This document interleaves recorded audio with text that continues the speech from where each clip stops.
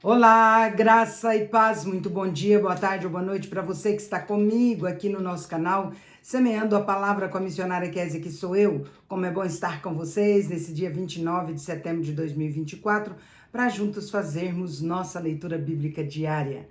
Peço que você deixe o seu like, ok? Vamos lá! Hoje nós leremos Daniel, capítulo 10, 11 e 12. Estaremos encerrando assim o nosso livro de Daniel. Então vamos à leitura. Daniel, capítulo 10. A visão de Daniel, o homem vestido de linho. No terceiro ano de Ciro, rei da Pérsia, Daniel, chamado Beltesazar, recebeu uma revelação. A mensagem era verdadeira e falava de uma grande guerra. Na visão que teve, ele entendeu a mensagem. Naqueles dias, eu, Daniel, passei 3 semanas chorando. Não comi nada saboroso, não provei carne nem vinho, tampouco usei alguma essência aromática, até que se passaram as 3 semanas. No 24º dia do primeiro mês, eu estava em pé à margem daquele grande rio, o Tigre. Olhei para cima e vi um homem vestido de linho, com um cinto de ouro puríssimo de Ufaz na cintura. O seu corpo era como o crisólito e o seu rosto como um relâmpago. Os seus olhos eram como tochas acesas e os seus braços e as suas pernas como reflexo de bronze polido. A sua voz era como o som de uma multidão. Somente eu, Daniel, tive a visão. Os homens que me acompanhavam nada viram, mas foram tomados de tal pavor que fugiram e se esconderam. Assim fiquei sozinho, olhando para aquela grande visão. Fiquei sem forças, muito pálido e quase desfaleci. Então eu escutei o que ele dizia, e ao som da sua voz caí desacordado, com o rosto em terra. Em seguida, a mão de alguém tocou em mim e me pôs sobre as minhas mãos e os meus joelhos vacilantes. Ele disse: Daniel, você é um homem muito amado. Preste bem atenção no que vou lhe dizer. Levante-se, pois eu fui enviado a você. Quando ele me disse isso, pus-me em pé tremendo. Ele prosseguiu: Não tenha medo, Daniel. Desde o primeiro dia em que você decidiu buscar entendimento e se humilhar diante do seu Deus, as suas palavras foram ouvidas e eu vim em resposta a elas. Mas o príncipe do reino da Pérsia resistiu a mim durante 21 dias. Então Miguel, um dos príncipes supremos, veio em minha ajuda, pois eu fui impedido de continuar ali com os reis da Pérsia. Agora vim explicar a você o que acontecerá ao seu povo nos dias que virão, pois a visão se refere a uma época futura. Quando ele me disse isso, prostrei-me com o rosto em terra, sem conseguir falar. Então um ser com aparência humana tocou nos meus lábios, eu abri a boca e comecei a falar.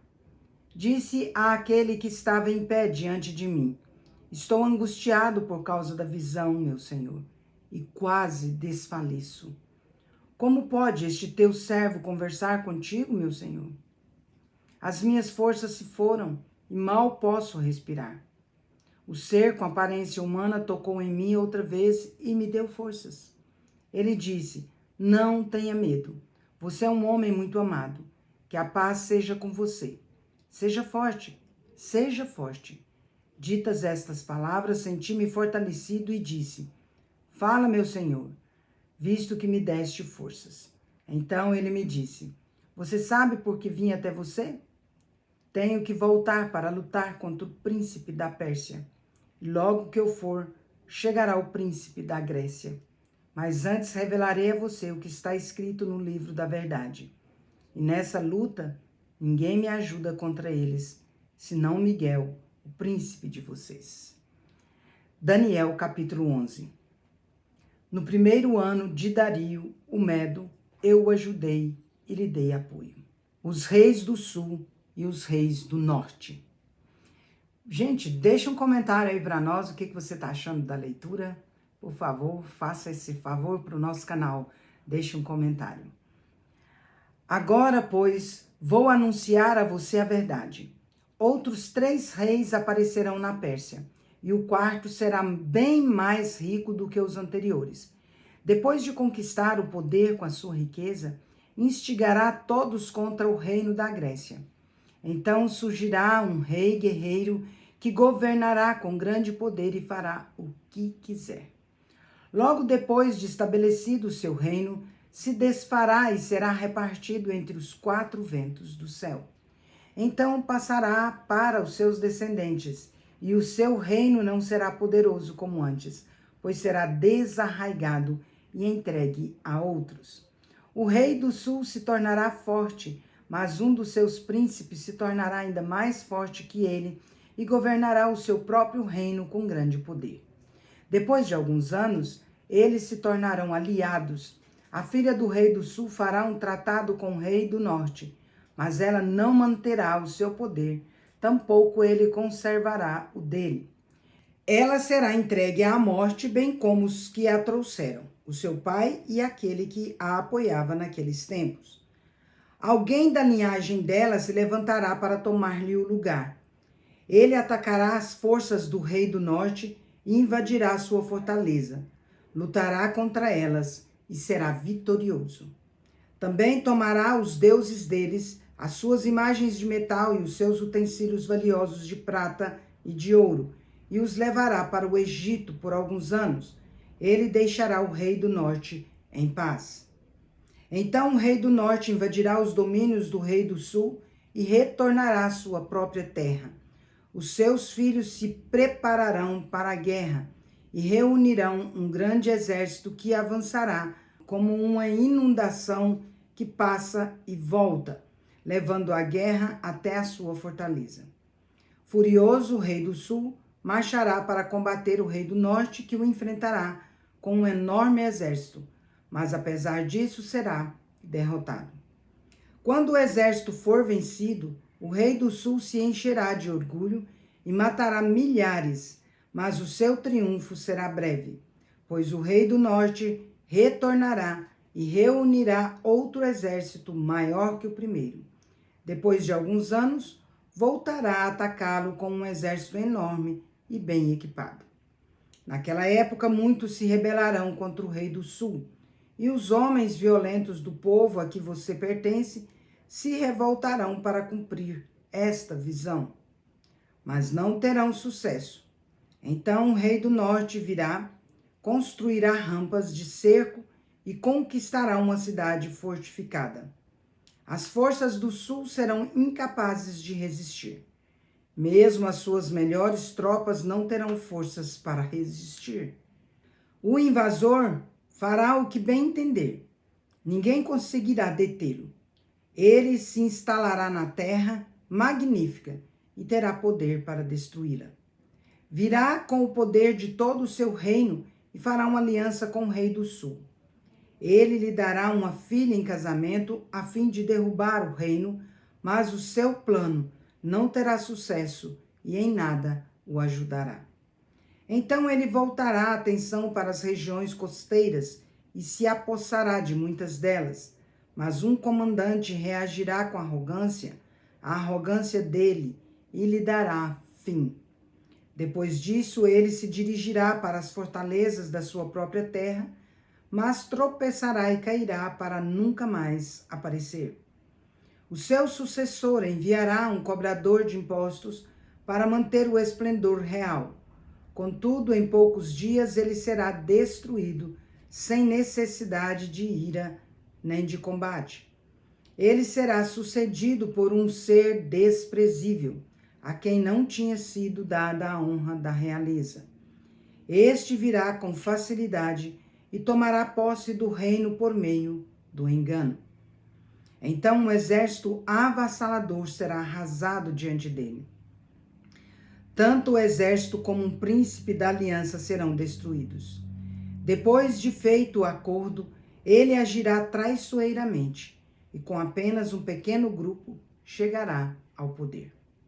Quando as províncias mais ricas se sentirem seguras, ele as invadirá e realizará o que nem os seus pais, nem os seus antepassados conseguiram. Distribuirá despojos, saques e riquezas entre os seus seguidores. Ele tramará a tomada de fortalezas, mas só por algum tempo. Com um grande exército, juntará suas forças e a sua coragem contra o rei do sul. O rei do sul guerreará, mobilizando um exército grande e poderoso, mas não conseguirá resistir por causa dos golpes tramados contra ele. Mesmo os que estiverem sendo alimentados pelo rei tentarão destruí-lo. O seu exército será arrasado e muitos cairão em combate. Os dois reis, com o coração inclinado para o mal, sentarão à mesma mesa e mentirão um para o outro, mas sem resultado, pois o fim só virá no tempo determinado. O rei do norte voltará com grande riqueza para a sua terra, mas o seu coração estará voltado contra a Santa Aliança. Ele empreenderá ação contra ela e depois voltará para a sua terra. No tempo determinado, ele invadirá de novo o sul, mas dessa vez o resultado será diferente do anterior. Navios das regiões da costa ocidental se oporão a ele, e ele perderá o ânimo. Então derramará sua fúria contra a Santa Aliança, e voltando tratará com bondade aqueles que abandonarem a Santa Aliança. As suas forças armadas se levantarão para profanar a fortaleza e o templo.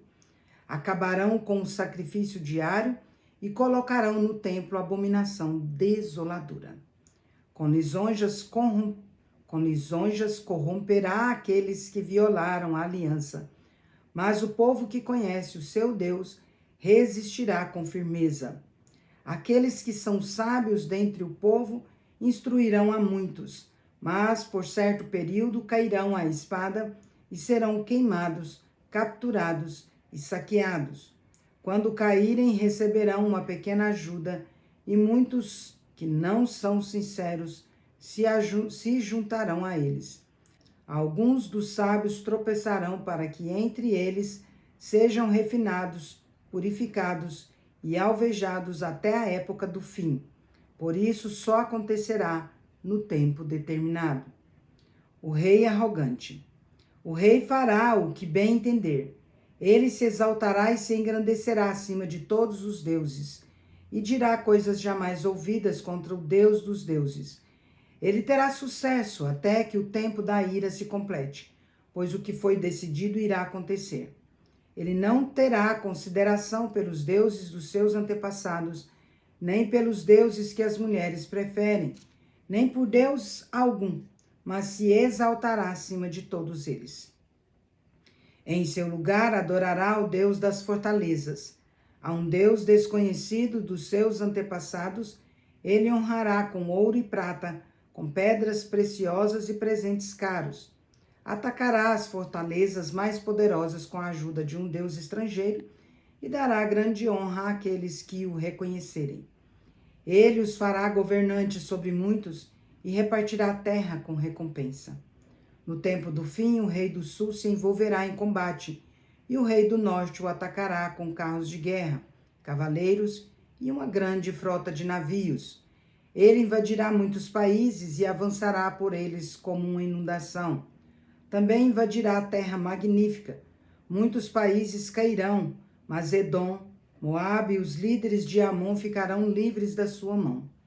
Ele estenderá o seu poder sobre muitos países, nem o Egito escapará, pois esse rei terá o controle dos tesouros de ouro e de prata e de todas as riquezas do Egito. Os líbios e os cuxitas a ele se submeterão. Contudo, informações provenientes do leste e do norte o deixarão alarmado, irado partirá para exterminar e separar para a destruição muita gente.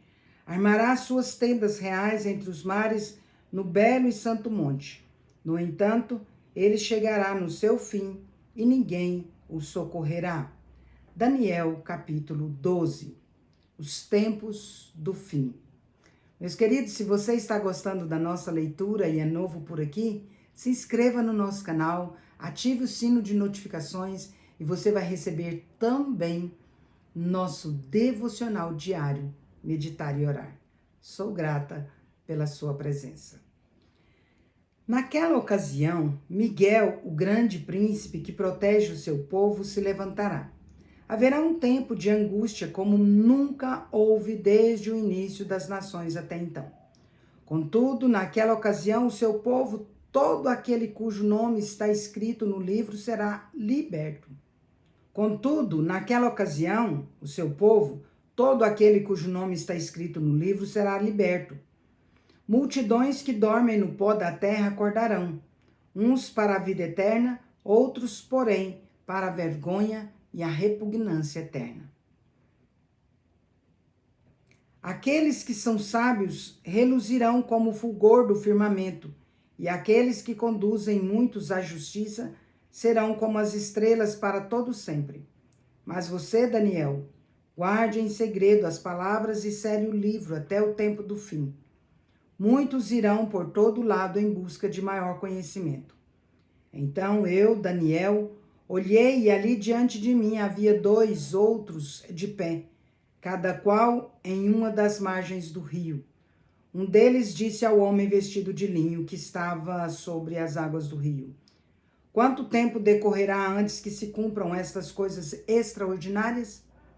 O homem vestido de linho que estava sobre as águas do rio ergueu para o céu a mão direita e a mão esquerda, e eu ouvi jurar por aquele que vive para sempre, dizendo: haverá um tempo, tempos e metade de um tempo, quando o poder do povo santo for finalmente quebrado, todas estas coisas se cumprirão. Eu ouvi, mas não compreendi. Por isso perguntei: meu senhor, qual será o resultado disso tudo?